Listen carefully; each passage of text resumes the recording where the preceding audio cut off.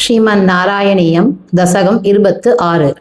इन्द्रद्युम्न पाण्ड्यखण्डादिराजः त्वद्भक्तात्मा चन्दनाद्रौ कदाचित् त्वत्सेवायां मग्नधीरालुलोके नैवाकस्त्यं प्राप्तमातिथ्यकामम् कुम्भोद्भूति संवृत क्रोधभारः स्तब्धात्मा त्वं हस्तिभूयं भजेति शप्त्वाथैनं प्रत्यघातसोऽपि लेभे हस्तीन्द्रत्वं त्वत्स्मृति व्यक्तिधन्यम् दुग्धाम्भोदे मध्यभाजित्रिकूटे क्रीडन् शैले यूतपोयं वशाभिः सर्वान् जन्तूनत्य वर्तिष्ठशक्त्या त्वद्भक्तानां पुत्रनोत्कर्षलाभः स्वेन स्तेम्ना दिव्यदेशस्य शक्त्या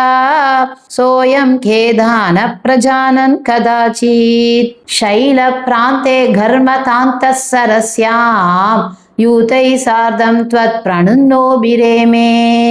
हुहुस्तावद्देवलस्यापि शापात् ग्राहीभूतस्तज्जले वर्तमानः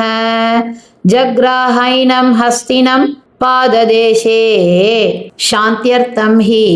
श्रान्तिदोषि स्वकानां त्वत्सेवाया वैभवात् दुर्निरोधं युध्यन्तं तं वत्सराणां सहस्रं प्राप्ते काले त्वत्पदैकाग्र्यसिद्ध्यै नक्राक्रान्तं हस्तिवर्यं यदास्त्वम्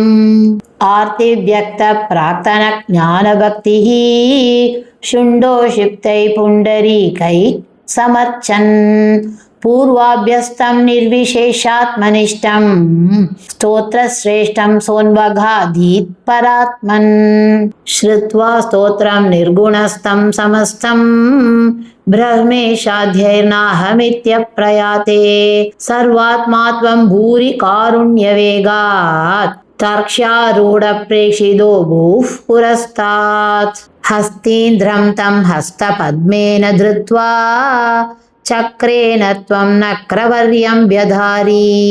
गन्धर्वेऽस्मिन्मुक्त शापे सहस्ती त्वत्सारूप्यं प्राप्य धेदीप्यते स्म एतद्वृत्तं त्वाञ्च माञ्च प्रगेयो गायेत् सोऽयं भूयसे श्रेयसे स्यात् इत्युक्त्वैनं तेन सार्धं गतस्त्वं दीक्ष्ण्यं विष्णो पाहि वातालयेश श्रीहरये नमः श्री पोन्नु गुरुवायूरप्पने शरणं श्री चोटानिक्करै भगवति अम्मये शरणं आनंद चिन्मयने शरणं नारायण अखिल गुरु भगवन्नमस्ते सर्वत्र गोविंद नाम संकीर्तनं गोविंद गोविंद।